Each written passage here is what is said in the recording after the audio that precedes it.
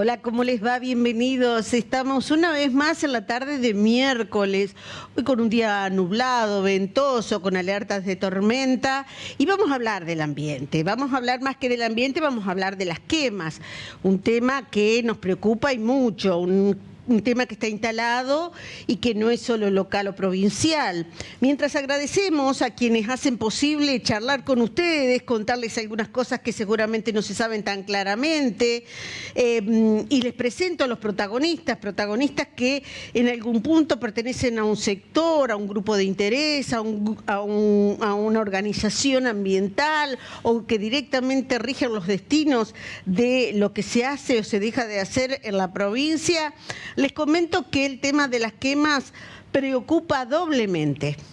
¿Y por qué decidimos traerlo aquí y que ustedes nos puedan facilitar, hacer las preguntas que consideren pertinentes y las dudas? Porque se avecina un verano muy intenso, muy duro, donde el calor va a ser el protagonista.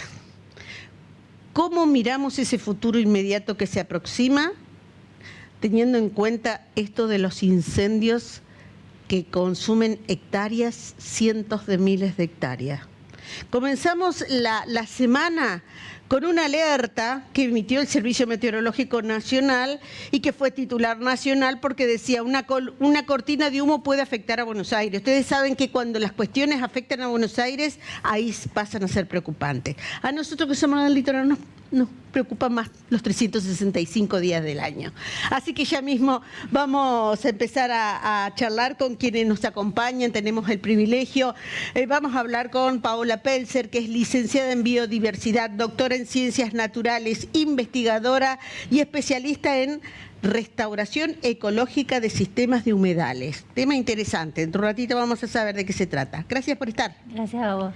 Estamos con Enzo Culazo Orué, es abogado, es activista, es integrante de la Asociación Argentina de Abogados Ambientalistas, una entidad que se ha pronunciado y mucho en el último tiempo. ¿Cómo andamos? Muy bien, gracias por la invitación. En el ámbito nacional es una entidad que está advirtiendo y haciendo algunas acciones que nos vas a poner al día. Y un amigo de esta casa, él es el licenciado Maximiliano Gómez, es licenciado en Ciencias Políticas. Y yo cuando estaba preparando, como siempre les comento, cuando preparamos el debate son los temas de la semana. El tema tenía que ver con el humo, pero una interpretación más desde lo estructural, del espacio-tiempo, de lo que está pasando en el mundo económico y político, porque por algo estamos hablando de Bolivia. Estamos hablando de la emergencia en el Amazonas. Por eso convoqué a Maxi, licenciado en Ciencias Políticas. Le digo, ayúdame a hacer una lectura de esto. ¿Cómo estamos, Maxi? ¿Cómo estás, Claudia? Buenas tardes. Un gusto estar compartiendo el espacio. Un problema que no es aquí y ahora. Es un problema de una emergencia ambiental regional y latinoamericana. Absolutamente, absolutamente. Tiene que ver lo que ha pasado en las últimas horas y en los últimos días con la expresión de una magnitud importante en relación a un emergente, que es lo que estamos visualizando, viviendo, sobre todo por los impactos y las implicancias negativas en la calidad del aire y en la afectación de la salud de las personas. Pero no tiene que ver con fenómenos dispersos, sino más bien con una continuidad que se ha dado en los últimos años y sobre todo con una profundización, ¿no?, en lo que tiene que ver con las quemas en distintos lugares de América Latina. Lo que ha pasado y está pasando en el Amazonas resulta paradigmático y quizás lo hayamos visto en televisión y en los medios en los últimos años y tengamos esa imagen en nuestras cabezas, pero también en otros países, también en nuestra propia República Argentina, que tiene que ver con quemas de bosque nativo, quema de ecosistemas selváticos con distintos fines, y eso genera un impacto sobre el ambiente, sobre el ecosistema, y hoy lo estamos vivenciando, insisto, con efectos concretos a nivel de la salud de las personas, la salud de los ecosistemas, porque hay una afectación en la calidad del aire, que es un poco el tema que ha generado este estado de conmoción, si se quiere, en las últimas horas, y vos lo explicabas muy bien, porque el Servicio Meteorológico Nacional emite esta alerta o emitió esta alerta violeta, y eso implicó que muchos nos empezáramos a hacer preguntas de qué significaba y qué era lo que quería decir. qué significaba y qué quiere decir. Pablo Aseñolaza es director de Áreas Protegidas, es el encargado del Plan de Manejo de Fuego de la Secretaría de Ambiente de la provincia de Entre Ríos. Él está por Zoom. Pablo, gracias por estar, sé que estás recorriendo la provincia y bueno, que ha sido una semana complicada para vos los tiempos. ¿Cómo estamos? ¿Qué tal, Claudia? Y bueno, saludo ahí a la mesa, Paola, Enzo y Maxi. Un gusto estar conversando estos temas que son tan importantes, que tanto nos preocupan y tanto nos ocupan. ¿Qué tanto nos ocupan? Y perdóname la interrupción porque precisamente en julio o agosto, ahí en esa transición, ustedes se estaban reuniendo con Santa Fe para tratar la problemática del fuego. Concretamente, ¿qué trataron allí? Fueron reuniones que empezaron por el mes de mayo, de ahí en más, como reuniones preparatorias para generar un protocolo de trabajo específico para la zona de Delta. Porque bueno, es un área que ya tiene una historia de fuegos y tiene una historia de gestión y una historia que también de alguna manera ha tocado sensiblemente las políticas de ambas provincias. Entonces era importante empezar a conversar previamente a la época crítica, que es esta época en la cual estamos entrando, crítica por el tema de los incendios, en las modalidades de trabajo. Así que empezamos con eso en la vista de estructurar un sistema que nos ordene en el tratamiento de la emergencia. Protocolo en común. Y digo, el cambio climático tiene mucho que ver con esto. Lo tuyo es justamente indagar sobre humedales, biodiversidad. ¿Desde qué lógica? Sí, nosotros estamos trabajando desde el año 97 en distintos humedales y islas del río Paraná Medio. Y bueno, nos fuimos encontrando con distintas situaciones que tienen que ver más con esta acción del hombre desmedida y no controlada. Y una de las amenazas que justamente está actualmente es la de estos incendios que devoran estos sistemas, dejando sin diversidad biológica los humedales y sin posibilidad de regeneración. Entonces, desde el punto de vista biológico, yo creo que tenemos que empezar, como también decía Pablo, ¿no?, de aunar esfuerzos para justamente salir de esta crisis ambiental, porque yo más bien que crisis climática hablaría de una crisis climática que está dada por todos estos fenómenos que se dan no solamente a nivel biológico, sino que también se suman o van sumando sinergias con otras cuestiones que tienen que ver con la meteorología, como por ejemplo el aumento de las temperaturas, la disminución de la humedad, la formación, por ejemplo, a nivel de clima, la formación de nubes, por ejemplo, de pirocúmulos. Entonces, toda una asociación de eventos desafortunados que se van dando y que necesitamos justamente la multidisciplina para poder salir de estas crisis ambientales que se están dando hoy por hoy en Argentina y que no debería llamarnos la atención, como vos bien decías al principio.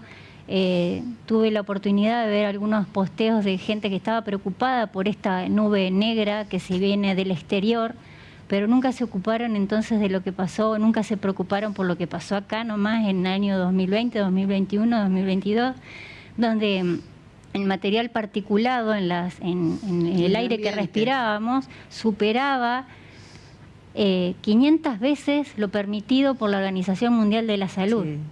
Entonces, no creo que nos tenga que preocupar lo externo, si bien ahora estamos en una alerta, pero también preocupémonos cuando estamos rodeados de estos humos y no solamente cuando le llega a Buenos Aires, ¿no? Yo veo a las organizaciones que le toca estar en el territorio. Pienso acá hay un guardaparques, por ejemplo, que tiene que estar ahí, seguramente, en esos territorios afectados. Sí. Pienso en los bomberos, gente como usted, como nosotros, que puede ser cualquier integrante de la familia, digo, que están poniendo el pellejo por nosotros, digamos. Hablemos claro de esto, ¿no es cierto? Hay acciones desde lo jurídico y judicial, no solo a nivel local, provincial o regional. Esto los abogados ambientalistas lo estarán trabajando ¿desde cuándo? Bueno, si bien existen acciones judiciales que se entablaron principalmente en el 2020, son cerca de 5 acciones que llegaron a la Corte Suprema y que fueron unificadas. Algunas de ellas buscan, por ejemplo, declarar sujeto de derechos el Delta del Paraná, que es esta cosmovisión que entiende que la naturaleza y los humanos estamos en un plano de igualdad y que todos somos igualmente válidos y necesarios para nuestra vida. Pero también hay otras acciones que tuvieron, bueno, por ejemplo, una medida cautelar que estableció la prohibición de toda acción con capacidad de alterar el ecosistema, y esto estaba principalmente puesto en no seguir permitiendo incendios, pero también interrumpir los terraplenes, que son una práctica que va de alguna manera coartando el ecosistema, lo va fraccionando y le va quitando sus atributos que lo hacen ser un humedal y lo empiezan a convertir en otra cosa, ¿no? En una pampa. Explicarle a la gente que no entiende o que por ahí no lee a diario cuestiones que hacen a los manejos de los suelos para producción, para potenciar lo que se extrae de la tierra a nivel cultivo, que son los terraplenes, y qué tanto afecta esta problemática, por ejemplo, Victoria, Gualeguay, Gualeguaychú.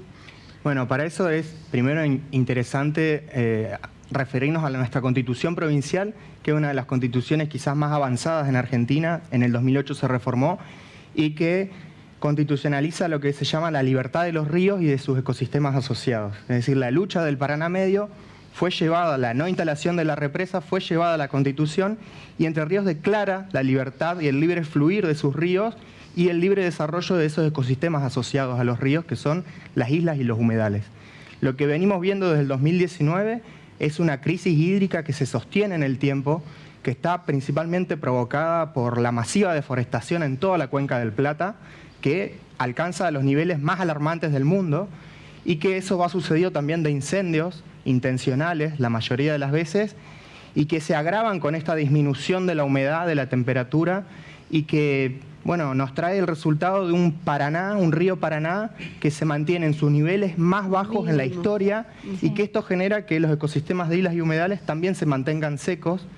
Y el componente que me parece políticamente clave es que debatamos lo que mal llaman la hidrovía Paraná-Paraguay, es decir, el canal de navegación central del río Paraná, por el cual se exportan el 30% de las proteínas vegetales y animales que se consumen en el mundo. Es decir, es una cuenca importantísima, pero que se viene sosteniendo una profundización de su calado aún en esta crisis extrema de falta de agua y precipitaciones, y que también está agravado por una sucesiva serie de represas sobre el río Paraná, principalmente en el tramo brasilero. Nosotros tenemos una, Yacyretá, después viene Itaipú, la represa que más energía generó en el mundo, y después vienen 54 represas más, ¿no? Entonces, el Paraná en el tramo brasilero es una sucesión de diques. De represamientos, digamos. Y se convierte realmente en un río cuando se confluye con el Paraguay, que junto con el Paraná, esa unión forman el río que se mantiene libre de represas más largo del mundo, y junto también su sistema de humedales. Para que veamos esta explicación que a muchos les puede parecer compleja, lo que intenta expresar es que no se trata simplemente de qué más sí o qué más no, que tiene que ver con una práctica que la agricultura se empleó desde allá lejos y hace tiempo, sino con una manera de generar energía, con una forma de trabajar el suelo, con una forma mucho más estructural, Maxi, ¿no? Digamos, es una discusión que se tiene que dar en múltiples foros. Recién Paola hacía una referencia, ¿no?, cuando ella apelaba al concepto de crisis, ¿no? ¿Qué implica hablar de crisis climática o crisis ambiental?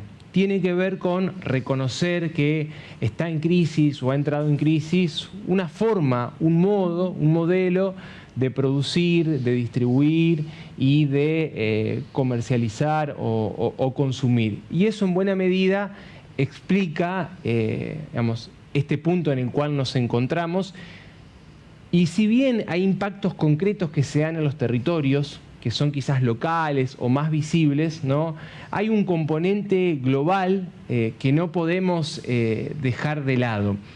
La expresión, en buena medida, de esta crisis tiene que ver con el aumento sostenido de la temperatura media global de la superficie terrestre, producto, digamos, del calentamiento global que va generando un conjunto de impactos y de efectos diversos que afectan nuestras vidas en los territorios.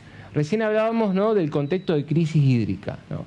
Pero también tenemos que hacer referencia a que en este mismo año la provincia de Entre Ríos se vio profundamente afectada por situaciones de desborde de ríos, de cursos de agua, de inundaciones, particularmente en la costa del Uruguay. Acá en la costa del Paraná no en la misma medida o en la misma magnitud, aunque sí el episodio de Gualeguay, digamos, fue un episodio muy severo, pero lo que particularmente pasó en la costa del río Uruguay nos lleva a plantear, digamos, lo que en materia de cambio climático se denomina la necesidad de adaptación, es que implica adaptar nuestros modos de producción, nuestros modos de consumo, nuestras infraestructuras críticas que hacen a la salud, a la seguridad, a la integridad de las personas, ante la plena conciencia de que estos fenómenos lamentablemente se van a sostener a lo largo de los próximos años.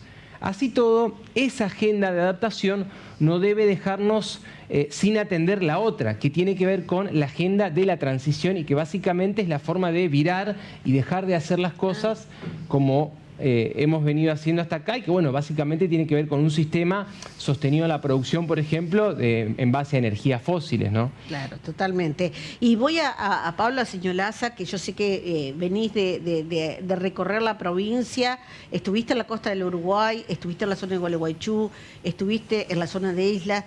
Digo, allí la preocupación era esta cortina de humo que estaban esperando o la preocupación era ¿qué hacemos ante esta situación? Sí, es mixta la preocupación y no solamente eso, sino el entender el sistema en su conjunto. Yo siempre cuando hablamos de incendio, cuando hablamos de quema, primero que nada quiero tomar la idea de que en la provincia de Entre Ríos, a excepción de la zona de Delta, como bien mencionó recién Enzo, que tiene una cautelar de la justicia, las quemas están prohibidas si no se realizan a través de una solicitud expresa que el Plan Manejo del Fuego de la Secretaría de Ambiente la gestiona. Entonces, esa forma de trabajo marca diferencias también con otras provincias que a veces suenan como contradictorias, porque hay provincias que no tienen o que tienen prohibición total de quemas de incendios, resulta que son las provincias que tienen la mayor recurrencia de incendios a nivel país. La provincia de Entre Ríos tiene esta prohibición, salvo a excepción de autorización, y tenemos una tasa mucho menor. Eso es algo que es importante mencionar. ¿Por qué? Porque cuando se trabaja, el fuego también funciona como una manera de reducción de biomasa en algunos eventos particulares. Suele pasar mucho con los restos vegetales que quedan como combustibles luego de las plantaciones forestales. Ahí suele trabajarse mucho el tema ese de la reducción de biomasa. Y como bien mencionaron en algún momento, esa práctica tradicional de algunas producciones, de quemar para que desaparezca la parte vegetal vieja, que tiene pocos nutrientes, que tiene mucho sílice y que el rebrote sea más apetecible por el ganado, también genera un gran conflicto. Esa práctica, en nuestro caso, para la provincia de Entre Ríos, en la zona de Delta, no se autoriza. No se autoriza porque existe una cautelar, que por un lado genera que desaparezcan momentáneamente los incendios, pero también el riesgo de la acumulación sucesiva de año a año de nuevas volúmenes de biomasa. Es esa vegetación que está ahí, que se seca, que es combustible, genera una acumulación que vuelve mucho más peligroso en el caso de producirse un incendio. Y bueno, ahí es donde aparece el hombre como un factor determinante. determinante. Hablaba mucho de la biomasa que queda y que puede ser un peligro. Digo, ya tenemos el alerta y yo quiero, como estos programas quedan grabados, estamos en el mes de septiembre, no hemos transitado la mitad de septiembre y estamos alertando que ya estamos sabiendo que las temperaturas van a ser muy superiores a 30 grados en el verano. ¿Qué vamos a hacer? Hay acciones pensadas, hay acciones que se están estudiando, digo, por parte de quienes estudian esto y quienes motorizan el tema preventivo. Sí, nosotros en realidad lo que hemos hecho, además de estudiar a largo plazo distintas islas y humedales, en esos humedales que se han producido incendios, es ver qué es lo que ha pasado. Y en situaciones del año 2000 hasta el 2023, te puedo contar que realmente lo que uno ve, siente y huele es muerte. Y me ha tocado, como vos decías, que ponemos el cuerpo algunos, volver con ampollas en los pies, con broncoespasmos, para cuantificar y ver realmente qué es lo que estaba pasando con esto porque no solamente se mueren animales, sino también se mueren plantas, pero no solamente lo que uno ve o quiere ver, que son las herbáceas, sino también árboles que llevan años para regenerarse o en realidad no tienen capacidad para adaptarse al fuego. Y bueno, lo que más triste es, ¿no?, que el suelo va agonizando, porque también se va muriendo el suelo, todo lo que tenga que ver con esa microbiota o microorganismos que habitan en él. Entonces es como que realmente toda esta situación en alguna medida nos va a llevar a un colapso y ya no estaríamos en una crisis solamente de dejar de funcionar esos sistemas, sino que estarían cambiando, como decía Enzo, a otro uso de suelo que realmente, bueno, tendríamos que ver a partir de nuestros resultados cómo avanzamos ahora, porque la prevención, la comunicación de parte de la ciencia está. Ahora falta que desde arriba se tomen otras iniciativas, porque la comunicación científica siempre ha estado. Por ejemplo, yo siempre pongo un ejemplo, que desde el año 2001, con el grupo de Rafael Lasmanovich, venimos comunicando todo lo que está pasando en nuestras islas y en nuestros humedales y en nuestro río. ¿Alguna vez nos hicieron caso? No. ¿Puedo dar ejemplo de lo que pasó con la ley de humedales? Realmente mucha gente se ha abocado a tratar de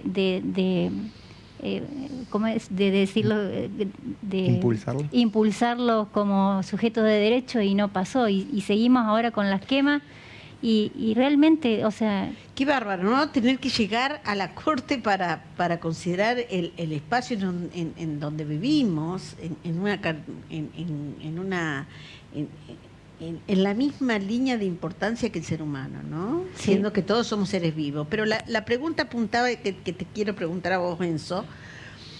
Lastimosamente acá vivimos la experiencia de un incendio de una magnitud espantosa que fue en los esteros de Liberá. Si no recuerdo mal, hace 2 años atrás. Sí. ¿Hubo acciones penales por esto? ¿Hubo resultados por esto? Digo, nos encontramos cara a cara con quien empezó esto. Digo porque hubo animales lastimados, otros muertos, hubo especies que se quemaron, una reserva natural única como son los esteros. Bueno, si bien hemos recorrido la provincia de Corrientes después de los incendios y vimos los efectos, también hablamos con pobladores que nos decían que ellos acostumbran a quemar de una manera organizada y por parches, pero que ahora este fenómeno de la sequía se hacía incontrolable todo. No hay tanta presencia de activismo como lo hay en Entre Ríos y entonces eso hace que merme la presión sobre política para encontrar responsables. Pero igualmente acá en Entre Ríos hay cerca de 20 imputados por los incendios y ninguno de esos imputados... Está bueno saberlo. Pero ninguno de esos imputados obtuvo una condena firme, es decir, esa causa aún no tuvo resolución. Algunos de esos eran nombres muy importantes, como Baggio, por ejemplo, el dueño de los jugos, que ni siquiera se lo pudo notificar. O sea, el domicilio que denunció, cuando se lo iba a notificar, no lo encontraban ahí. Era un prófugo de la justicia, de alguna manera. Entonces, lo que nosotros decimos es que para el extractivismo no existen grietas, ¿no? Gobierne quien gobierne, hay una continuidad. Hay salvoconductos. Hay una continuidad de permitir que esto suceda y las políticas que de alguna manera reaccionan cuando hay intensas quemas, como sucedió en el 2008, y que se creó un plan integral estratégico para el uso sustentable y el aprovechamiento del delta del Paraná. Bueno, esa política no se continuó. La Corte Suprema en estas últimas causas del 2020 volvió a insistir con una medida cautelar que mandaba a crear un comité de emergencia en el marco de ese plan integral. Este comité de emergencia se reunió unas 3 veces quizás y nuevamente se planchó la política. Hoy en día le preguntamos a lo que antiguamente era el Ministerio de Ambiente, hoy está en una subsecretaría dentro de una secretaría de Deporte, Ambiente y Turismo, para que pensemos en una realidad de cambio climático. Bajar de un ministerio a una subsecretaría es mucho menos recursos. Y lo que nos respondieron es que estaban haciendo algo, que iban a convocar una reunión, y mientras tanto nos enteramos que el Ministerio de Seguridad creó un plan para el Delta, ¿no? Entonces lo que vemos es que no hay una coordinación interministerial y tampoco hay una continuidad en las políticas públicas. Lo cierto es que ningún plan puede ser exitoso si no están sentados en la mesa económica, en la parte económica productiva, ¿verdad?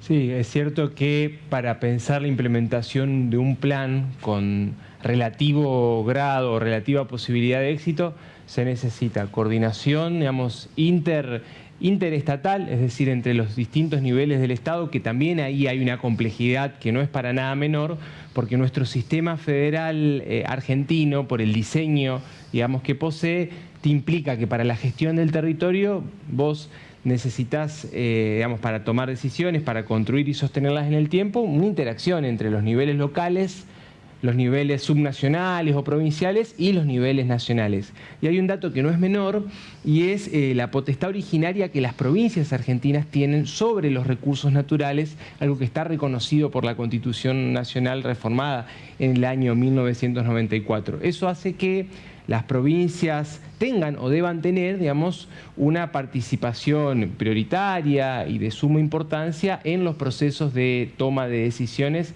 de la configuración de la política territorial, de la política ambiental. Cuando esto no sucede, está claro, digamos, que los grados probables de éxito para la implementación de un plan siempre van a ser menores. Eso en cuanto al diseño. Y después, en cuanto al funcionamiento del sistema económico, que claramente, digamos, incide en, vamos a decir, defensa de determinados intereses o representación de determinados intereses, y bueno, en función del decisor implica tal o cual orientación para la definición de la política. Mientras escucho esto, Pablo Señolaza, digo, qué difícil debe ser tu lugar, tu función en un escenario que tiene estos condicionantes, digamos, porque el desarrollo productivo acaba de ser definido como un puntal de la política de Entre Ríos en el fin de semana por las mismas expresiones del gobernador. Y yo quiero aclarar,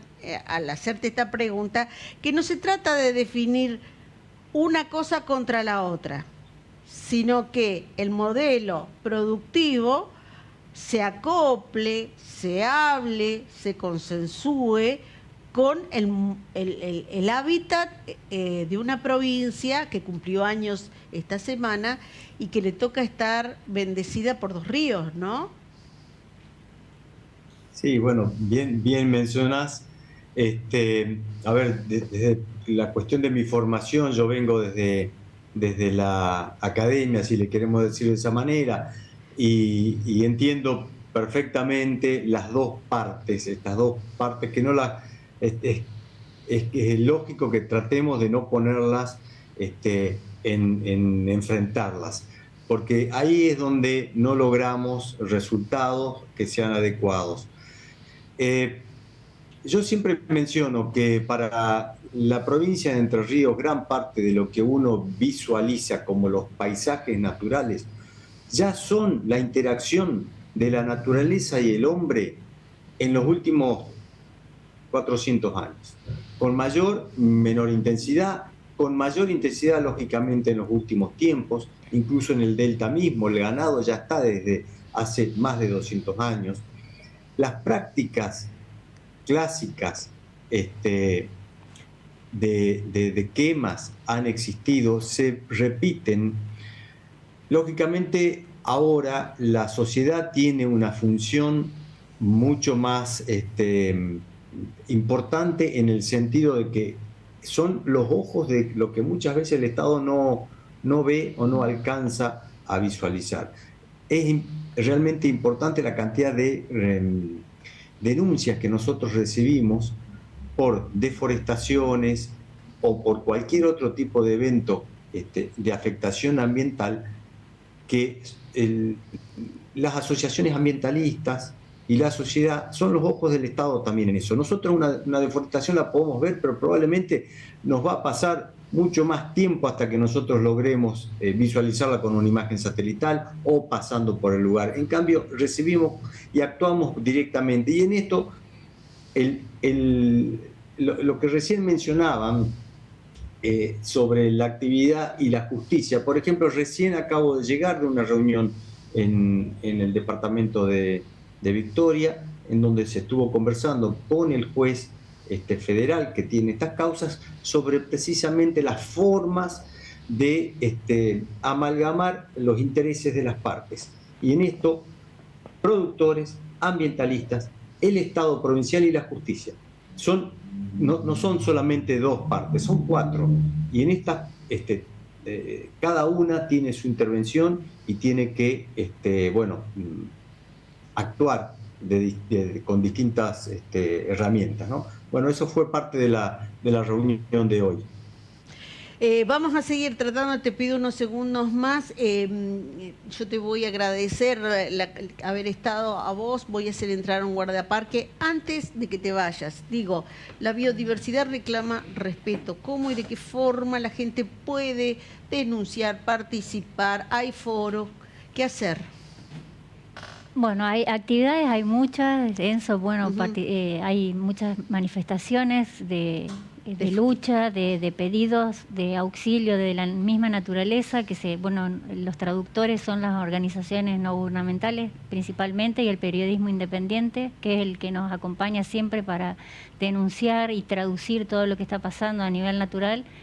Y la verdad que hasta el Papa Francisco hace poco sacó un video que decía que hasta que no aprendamos a escuchar el otro no es solamente el ser humano, el otro es también el ave que agoniza con su canto, la rana que se le derrite la piel y que tampoco ya no puede volver a cantar, las plantas que tampoco pueden danzar con el viento, es decir, hasta que no aprendamos y entendamos esto que también decía Enzo hoy, de que nosotros no somos dueños de nada y que tenemos que aprender del dolor del otro. El ruido del fuego realmente es apabullante y es algo tenebroso, y yo creo que ahí vamos a entender y vamos a poder hacer todo esto que también decía Pablo y poder también avanzar con todo esto que tiene que ver con el colapso ambiental.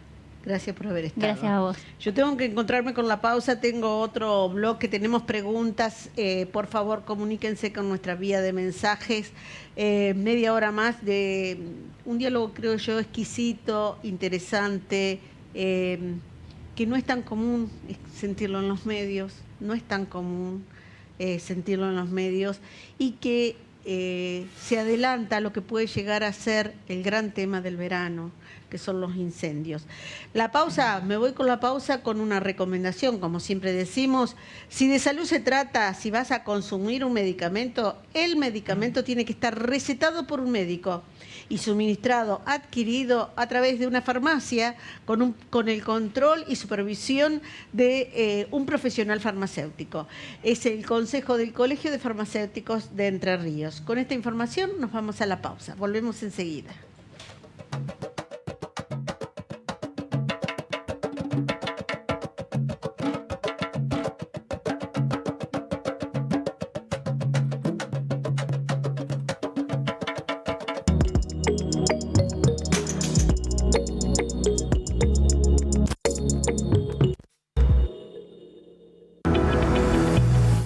Les voy a presentar lo último en biotecnología para embellecer su rostro. Rejuvenecemos la piel con ácido hialurónico, nanobotox y los famosos hilos tensores líquidos. Te invito a conocer este tratamiento de última generación.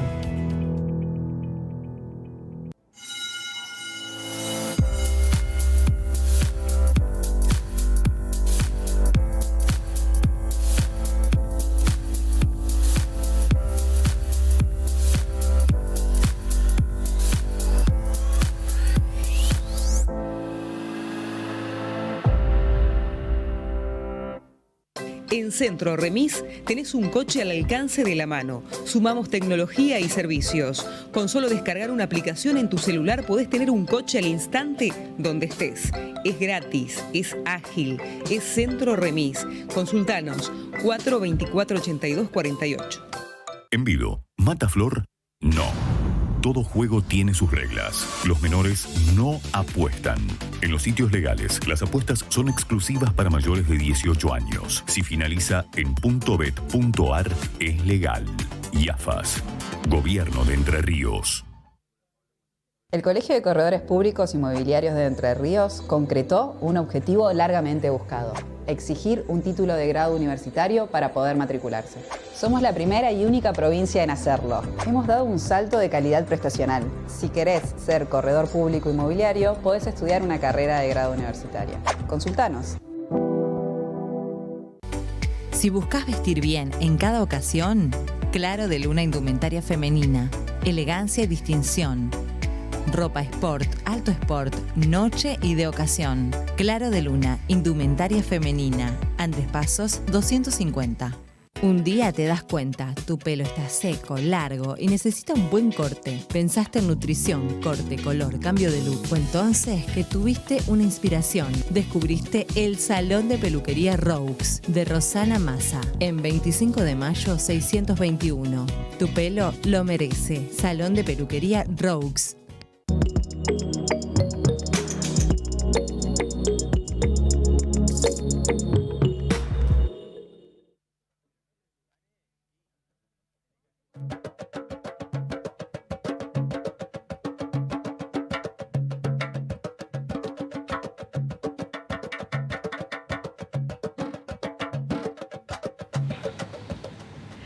Estamos en vivo, en directo, estamos en el debate, estamos en Canal 11 y nuestra inquietud hoy, hablamos de los incendios entre el cambio climático que ya está planteado, que ya tiene consecuencias, y las quemas indiscriminadas, quemas que algunas se producen por incorrecta manipulación de focos ígneos, del fuego concretamente, para algunas prácticas que se usaban desde antaño en el campo. Hoy ya no, ya las conclusiones están a la vista, no es un instrumento al que se pueda apelar sin tomar las debidas precauciones. Y quienes están en territorio, vamos a hablar y se suma, ¿Santiago? Elías Segura, guardaparques del islote Curupí. Yo le preguntaba recién, ¿cómo es ser esto, no? Guardaparque, es algo solitario, y él me decía, yo estoy relativamente cerca porque estoy aquí nomás, cruzando el río, pero digo, es una tarea que demanda un riesgo permanente, sobre todo cuando hay estas alertas, ¿no? Sí, tal cual. El guardaparque, digamos, está bastante expuesto y por eso también tiene bastante incidencia por ahí a la hora de haber un incendio, para poder detectarlo a tiempo, dar aviso y también combatirlo, pero también tiene mucha incidencia en lo que es la prevención. Por ejemplo, cuando ves gente que anda haciendo un poco de turismo aventura, haciendo su fuego y demás, está bueno ir y recomendarles que tenga conciencia con el tema del uso del fuego, o en los lugares donde no está permitido hacer fuego, que se apague. Y la verdad que la gente responde muy bien cuando uno va y le dice que tenga precaución y demás. Uno después va, controla y la gente lo ha apagado con agua o le tira arena. Entonces hay muchos focos que seguramente se han iniciado también por descuido o por no estar muy atentos a este uso recreativo, vamos a decirle, del fuego. Por eso, estando en el lugar, está bueno la parte de la prevención, porque el trabajo de prevención por ahí no se ve, pero al estar todo el tiempo en el territorio podés hacer la diferencia. César Gómez también está por Zoom, es coordinador de la Brigada de Respuesta Ambiental de la Secretaría de Ambiente de Entre Ríos. César, ¿me escuchas bien? Sí, buenas tardes a toda la audiencia. Un gusto compartir con ustedes este espacio. Bueno, tuvimos un primer bloque muy interesante donde hablábamos esto, ¿no? De las quemas, de los modelos de producción, de la necesidad de consensuar respuestas en una mesa en común, donde se contemplen todos los intereses, de los recursos que hay esperando respuesta en la Corte. Para que la gente se entere de tu trabajo y de tu territorio. Contales dónde te desempeñás y cuál es tu tarea. Bueno, como bien vos lo dijiste, soy coordinador de la Brigada de Respuesta Ambiental de la Secretaría de Ambiente de la provincia de Entre Ríos. Yo resido en Gualeguaychú, conformo un grupo de 15 brigadistas que son en total, que están distribuidos en toda la provincia. Todos somos bomberos voluntarios. En mi caso particular soy bombero retirado de Policía Federal, nada que ver con lo forestal, pero también me he formado en bomberos voluntarios con el tema forestal. Y bueno, desde el principio de año estoy en la coordinación de la brigada, donde el director es el señor Pablo Señoraza, que está en la escucha. Y bueno, nosotros venimos, tal cual vos lo decís, trabajando mucho en la parte preventiva, brindando capacitaciones en distintos lugares de la provincia, Federación, en Victoria, en la reserva, en Federación también en la reserva, en el Delta, en el Cherrigüé, en Arroyo Barú, en Diamante, en Concordia. Hemos estado contribuyendo para la formación de brigadistas de forestales, una brigada que organizó el municipio de Concordia, a los cuales nosotros le hemos certificado un grupo de alrededor de 10 personas o 15, que bueno, son soporte también para cuando ocurren este tipo de incendios y estar todos trabajando en conjunto, ¿no? Con el sistema de bomberos, y nosotros también siempre a presto y a desplazarnos al lugar que la provincia o el país del sistema, a través del sistema nacional, nos requiera, ¿no? Obviamente que estando en Gualeguaychú la pregunta se impone, porque lo dijimos en la primera mitad del programa: cuando el humo llega a Capital Federal empiezan las preocupaciones del gobierno, cualquiera sea, ¿no? Porque también hablábamos de biomasa, del riesgo que eso conlleva, potencialmente hablando, cuando esto se seca y los cursos hídricos están bajos. ¿Cómo ha sido esta semana en cuanto a las alertas allí, el nivel de preocupación en todo lo que es Gualeguaychú, la zona de isla de Levicuí?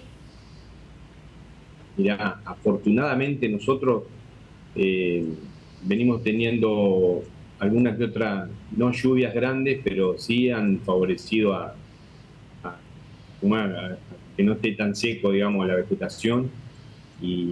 Y hasta ahora tenemos bastante controlado en la zona nuestra, lo que es la costa del Uruguay, digamos. No ocurre lo mismo, creo, en la zona del Paraná, digamos, donde ahí no sé si llovió con la misma frecuencia que aquí en nuestra zona, pero bueno, de todas maneras avisoramos para dentro de poco tiempo seguramente que los incendios se van a desarrollar, y bueno, uno trata de realizar todas las campañas posibles, dándole soporte a los productores y a todo para que cuando realicen quemas sean controladas y bueno, y en lugares donde está permitido hacerlo, ¿no?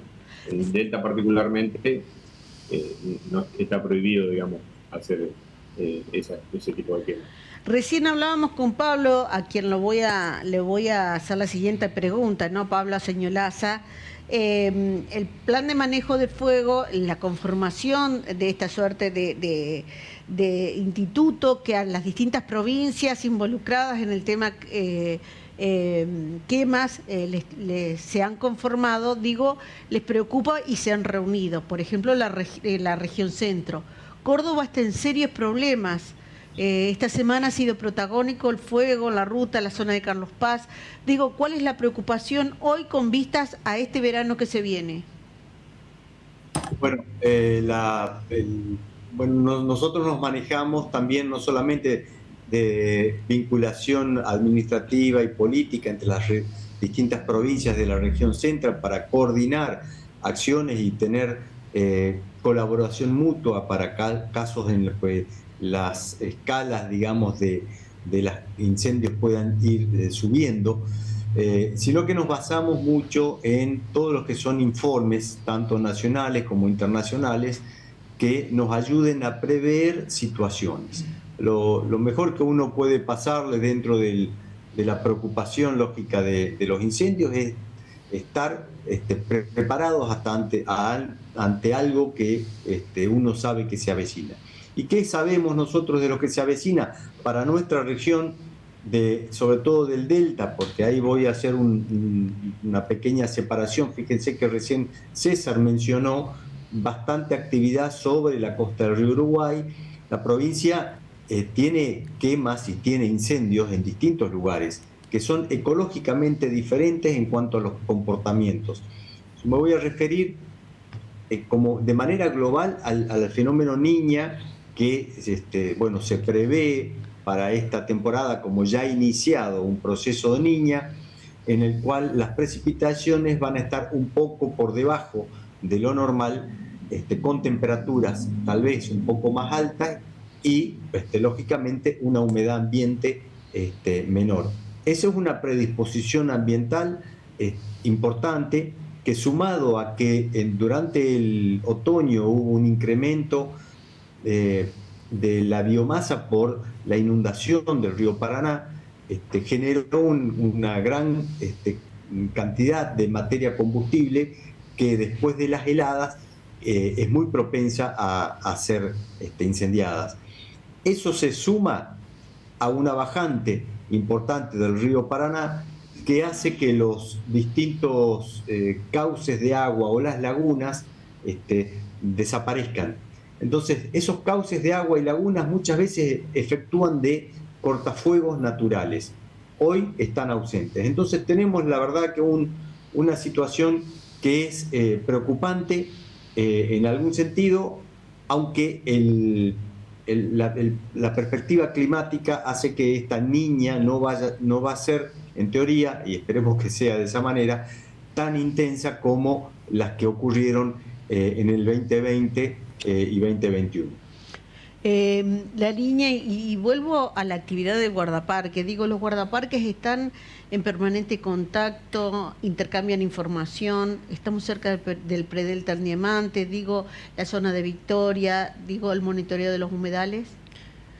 Bueno, con los diferentes actores por ahí nos comunicamos, pero más independientemente, pero no estamos como trabajando como en conjunto. O si se necesita ayuda en algún lugar. La verdad que hasta el momento nosotros hemos recibido capacitaciones en donde nos dijeron que podían llamarnos para algún combate de incendios al cuerpo de guardaparques Entre Ríos, pero hasta ahora no hemos recibido como esa solicitud de ayuda. O sea, usted... Claudia. ¿Sí? ¿Escucho? No, perdón que interrumpa. Casualmente nombraron el Predelta. Hoy casualmente la brigada nuestra está con una capacitación importante durante todo el día sobre incendios forestales, ahí en Diamante. En Diamante, qué bueno saberlo. Inclusive nosotros teníamos intenciones de contactar a un guardaparque del Predelta por esto. Concretamente, ¿qué consiste la capacitación? Y la capacitación es teórica y práctica, donde se trabaja en el campo, digamos, en la teoría obviamente se da todo lo que es la parte preventiva y después consiste en la parte práctica, en trabajo directamente en campo, con herramientas, se realizan cortafuegos y diversos métodos que utilizamos en el campo, en el caso de extinción y de realizar cortafuegos y contrafuegos. Más que nada todo lo que es la parte forestal, digamos. Hay tres instructores nuestros que se movilizaron hoy de mañana temprano e iniciaron una capacitación para, si mal no recuerdo, son 30 personas, o un poquito más, que iban a participar. Qué importante esto de saber actuar, ¿no? Y lo hablo en función, creo haber leído un título hace no mucho, de una capacitación que se dio en Victoria, corríjame si estoy equivocada, porque hay mucha gente que de motus propio quiere salir aunque sea con un balde de agua a pagar, y a veces puede ser inconveniente esto, ¿verdad? Sí, ni hablar. En Victoria, sí, concretamente hemos tenido en la parte teórica, hicimos en el Consejo Deliberante, esto fue en el mes de abril, y después en el 14 de mayo en la isla, en el Cherigüé. Ahí fue una capacitación también donde se trabajó con herramientas, dándole un soporte y a toda la gente que reside en esa zona, que son los primeros respondientes, por así decirlo, porque de hecho ahí nosotros nos movilizamos, pero también dependemos de recursos que no son inmediatos, ¿no? Pablo lo va a saber decir bien, pero para nosotros movilizarnos a ese lugar, si el foco, los focos están alejados de la costa, la única manera de llegar, digamos, es por medio aéreo.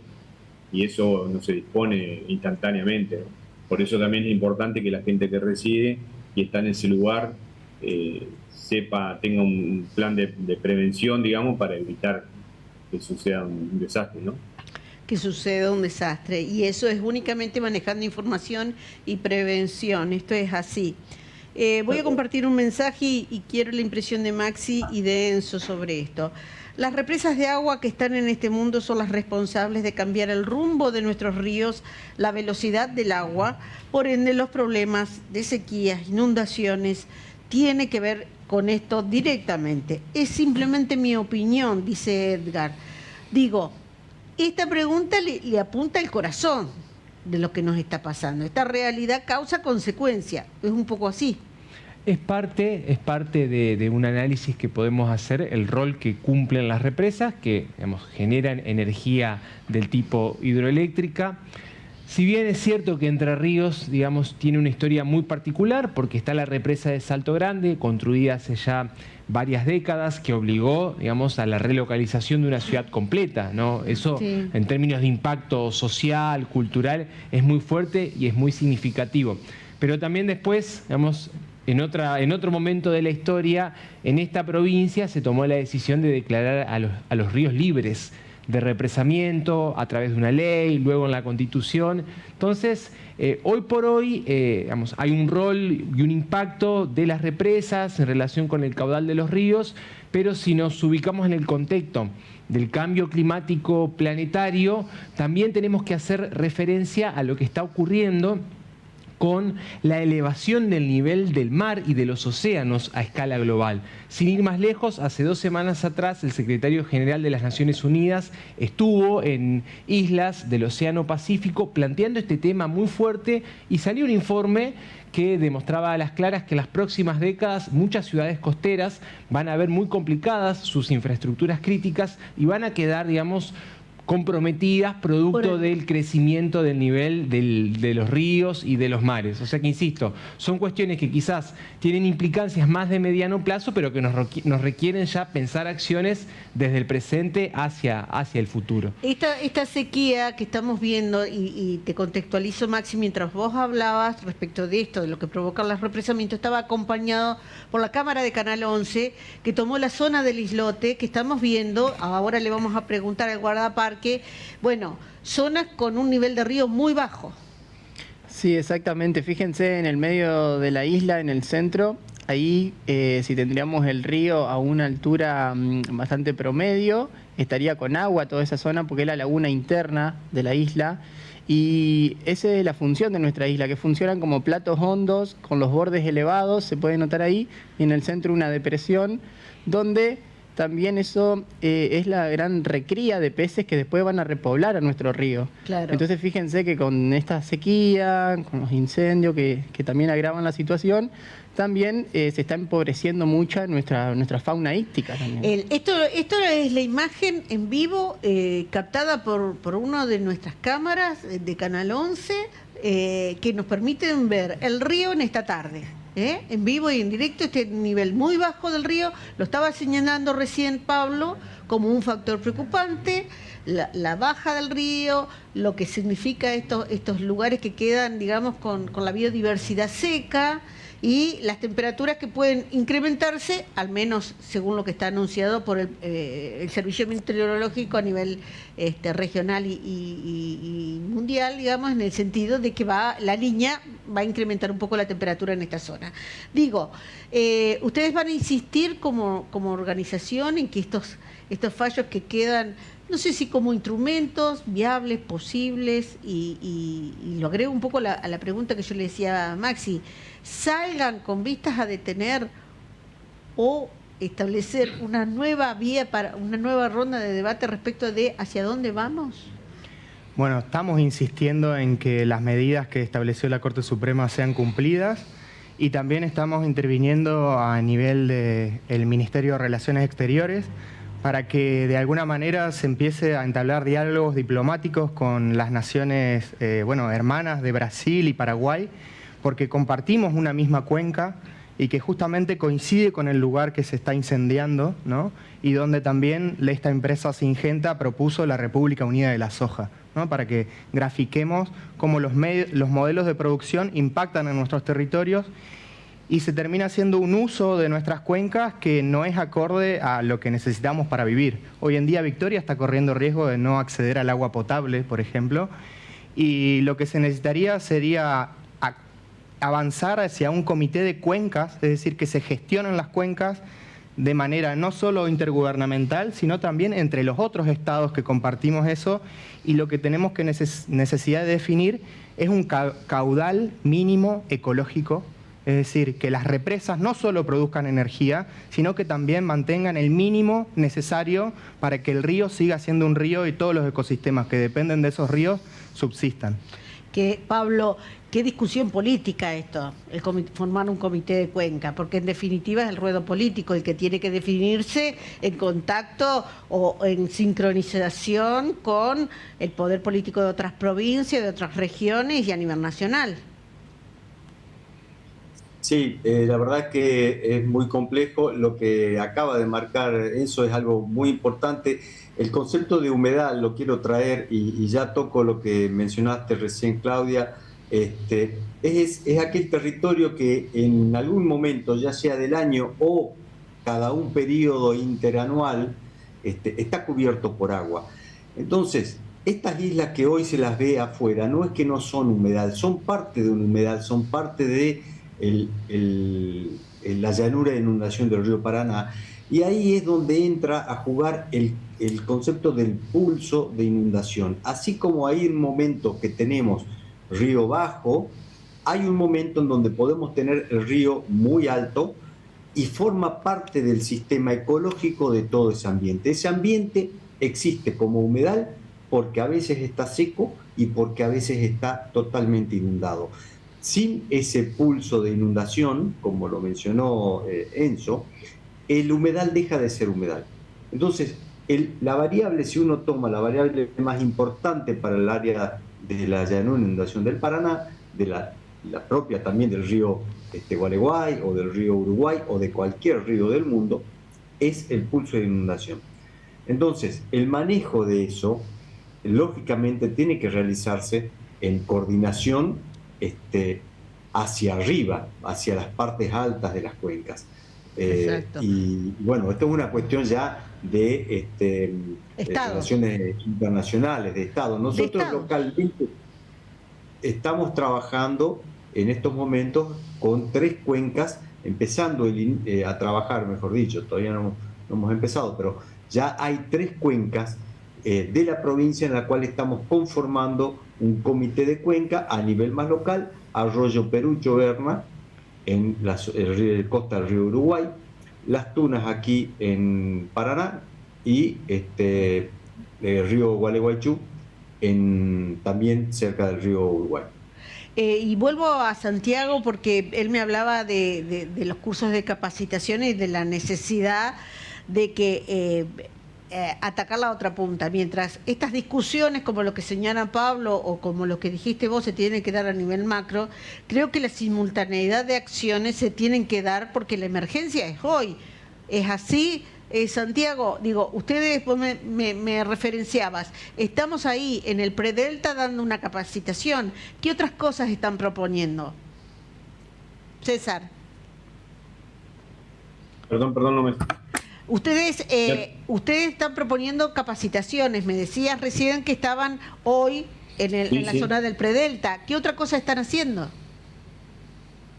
Haciendo todo lo que es capacitación, bueno, el día a día estamos en contacto con la gente que nos pasa los puntos de calor de la provincia, chequeando eso y obviamente capacitándose cada uno en su cuartel dar respuesta cuando sea necesario, ¿no?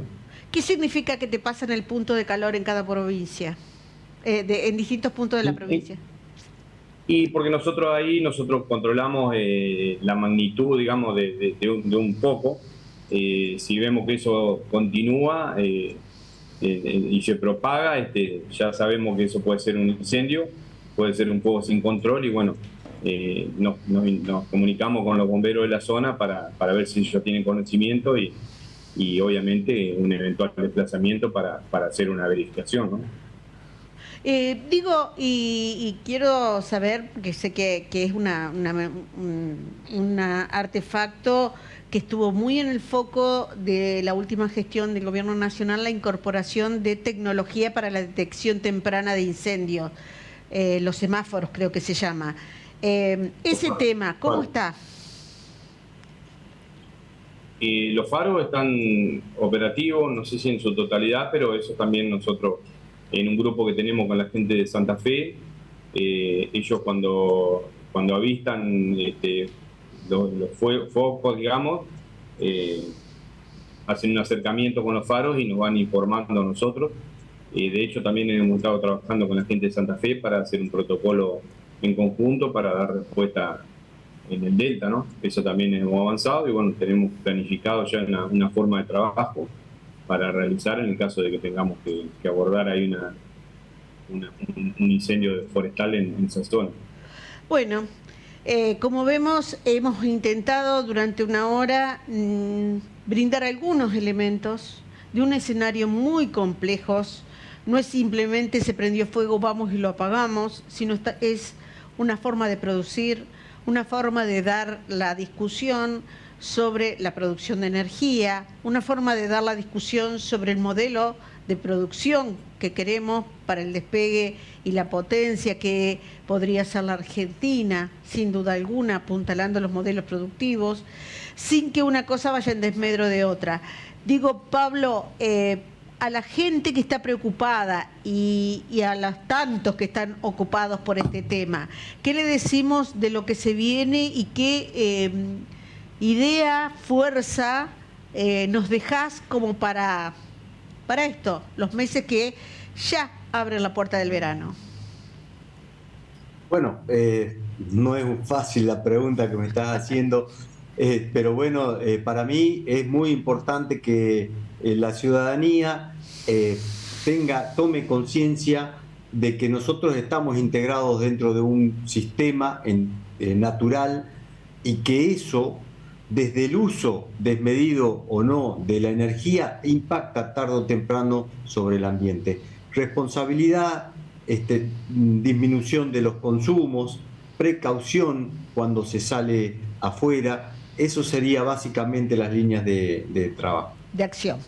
Y bueno, la máxima responsabilidad y que todos estemos involucrados, porque desde el hecho de considerar que el ambiente es parte de una biodiversidad donde estamos nosotros incluidos en un nivel de igualdad con los seres vivientes, animales y plantas, digo, eso también es importante. Gracias por haber estado. Gracias por haber estado. Gracias y haber venido a aportar esto que es un panorama chiquito, promedio, que puede entrar en una hora de televisión. El miércoles, sin dudas, estaremos con otro tema aquí en el debate, abriendo las puertas a esta nuestra realidad. Agradeciendo, como siempre, a quienes nos permiten sostener esta hora de aire. Los saludo y los espero el miércoles. Gracias.